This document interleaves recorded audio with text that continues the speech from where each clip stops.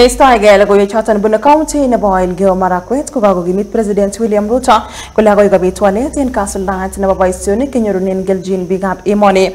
Kamwa President William Ruto kole serikalit nebo kibagenge noton ko broad based government nekimuch komut kandoik tugul en kibagenge kokiyai noton konyorchigei meng'ik boisionik en kergeindo.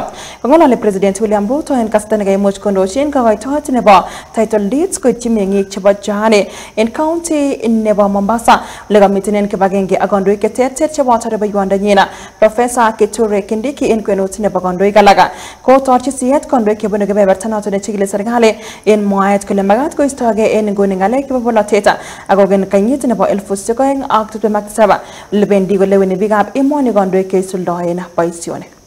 Tutabadilisha Kenya hii kwa mipango na miradi ya maendeleo na kwa umoja. Ndio mnaona tunasumama jukwaa hii sote katika broad based government ambayo inajumuisha Wakenya wote, kwa sababu umoja ni nguvu, kujitenga ni udhaifu. Ndio sababu hiyo tumekubaliana tunatembea pamoja, sambamba, kwa pamoja na kwa umoja, watu, wananchi, viongozi sote wa taifa letu la Kenya. Na sababu hiyo ndio mimi nimefurahi kufika hapa Mombasa leo kwa shughuli hii ya muhimu. Mimi ninataka niwaeleze wale wa siasa mingi wakomeshe siasa kwanza, tufanye kazi. Tunataka kupanua kwanza, tujenge reli na barabara kwanza. Hapa Mombasa mnahitaji maji, ni kweli ama si kweli?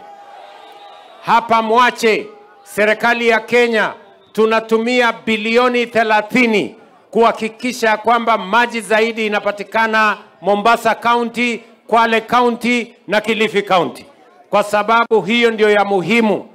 Kwa hivyo wale wa Pang'ang'a na Hekaya Sahabu Nuasi watupatie nafasi kwanza. Tunataka tuwapatie watu wa Mombasa maji, tuwatengenezee barabara zenu vile mnaona zikiendelea. Tupange mambo ya kupanua poti yetu ya Mombasa, tujenge ile special economic zone iko pale, tuhakikisha kwamba tunawapatia hati miliki, tuwaondoe kwenye uskwota. Hiyo ndio kazi ya muhimu, na ndio sababu hiyo tumeungana serikali ya county na kitaifa na viongozi zote ndani ya broad base, tuhakikisha kwamba tunatimiza wajibu wetu kwa wananchi wa taifa letu la Kenya kwa kuwafanyia kazi. Mambo ya siasa itakuja 2027. Hawa wananchi ni mafundi, wanajua nani wakufaa, nani hafai, nani wakufanya kazi, nani wa Pang'ang'a, na nyinyi ndio mtatuamua siku hiyo, ama ni aje watu wa Mombasa.